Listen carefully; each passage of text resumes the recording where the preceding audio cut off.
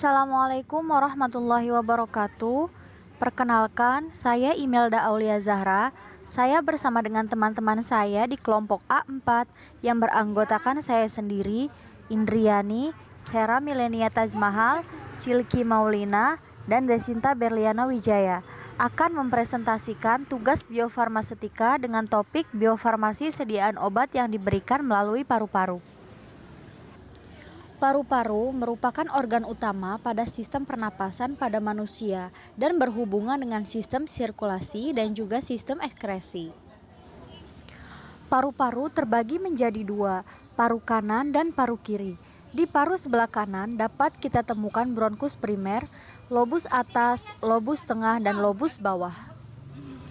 Sedangkan pada paru kiri, kita akan menemukan lobus superior, lobus sekunder, lobus tersier, dan lobus inferior. Selanjutnya akan disampaikan oleh teman saya, Indriani. Baik, terima kasih kepada Imelda. Selanjutnya, terdapat 3 tahap dalam proses pernapasan, diantaranya ventilasi, transportasi sel, dan respirasi sel. Pada tahap ventilasi, terjadi pertukaran gas ke dalam dan keluar paru. Transportasi sel berfungsi untuk transport O2 dan CO2 dalam darah, dan respirasi sel berfungsi untuk memperoleh energi dengan menggabungkan oksigen dan glukosa, kemudian menghasilkan pelepasan karbon dioksida, air, dan adenosin trifosfat. Fungsi dari paru-paru sendiri adalah untuk menukar oksigen dari udara dengan karbon dioksida dari darah, atau sering juga disebut dengan bernapas. Sistem pernapasan dapat dibagi menjadi dua, diantaranya sistem pernapasan atas dan sistem pernapasan bawah. Pernapasan bagian atas meliputi hidung, rongga hidung, sinus, paranasal, dan faring. Sedangkan sistem pernapasan bagian bawah meliputi laring, trakea, bronkus, bronkiolus, dan alveolus paru. Pada sistem pernapasan bagian bawah, pergerakan dari dalam keluar paru terdiri atas dua proses, yaitu inspirasi dan ekspirasi. Baik, slide selanjutnya akan dibacakan oleh Sera Milenia. Baik, sebelumnya terima kasih Indri atas pemaparannya.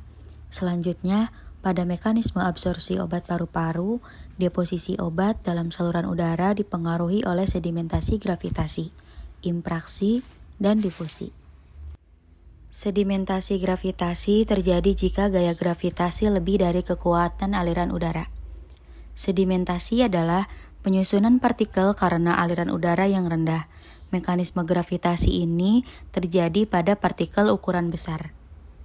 Berikut adalah gambar ketika menarik nafas, gambar ketika tarikan nafas sedang berlangsung, dan gambar relaksasi. Selanjutnya ada impaksi. Impaksi terjadi karena perubahan aliran udara.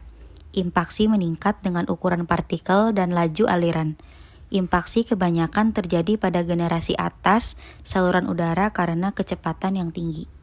Yang terakhir adalah difusi. Difusi disebabkan oleh gerak Brown. Difusi sendiri merupakan mekanisme deposisi untuk partikel kecil.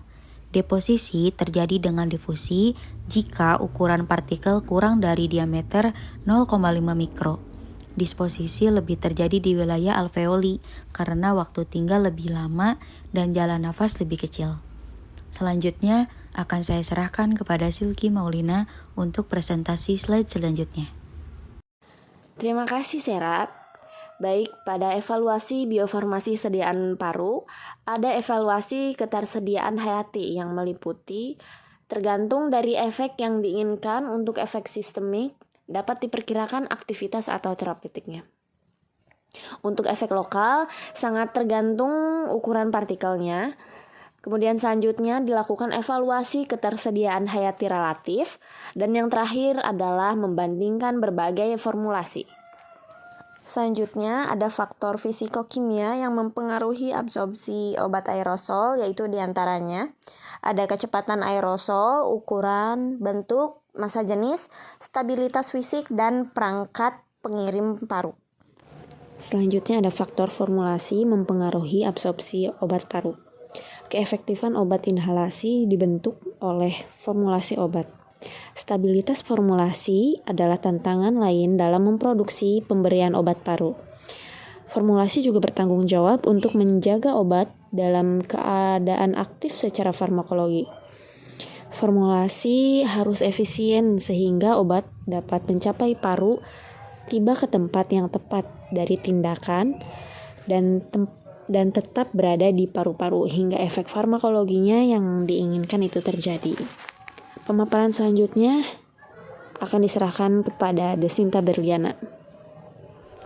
Ya baik, terima kasih Silky. Selanjutnya ada faktor formulasi yang mempengaruhi absorpsi paru, antara lain liposom, nanopartikel, mikrospor, dan sistem pengiriman obat mukoadhesi. Aerosol atau aerosolium merupakan sediaan larutan dalam udara. Aerosol sendiri merupakan partikel padat atau cairan yang terdispersi dalam udara atau dalam gas. Partikel tersebut cukup halus hingga tetap tersuspensi dalam waktu yang singkat. Istilah aerosol sendiri merupakan sediaan semprot kabut tipis dari suatu sistem bertekanan tinggi. Aerosol digunakan untuk memasukkan obat ke dalam alveolus pulmonari melalui saluran nafas atas, tanpa disertai hambatan yang berarti saat melewati saluran napas. Keuntungannya, mudah digunakan karena sedikit kontak dengan tangan.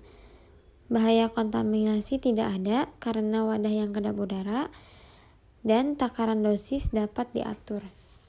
Selanjutnya, seperti yang telah disebutkan sebelumnya, bahwa aerosol adalah sediaan larutan dalam udara atau sistem dua fase yang terdiri atas gas dan cairan, yang terdiri atas larutan ZA dalam propelen cair dan propelen uap, dan bekerja pada tekanan 30-40 pon gaya per inci persegi dan pada suhu 21 derajat Celcius.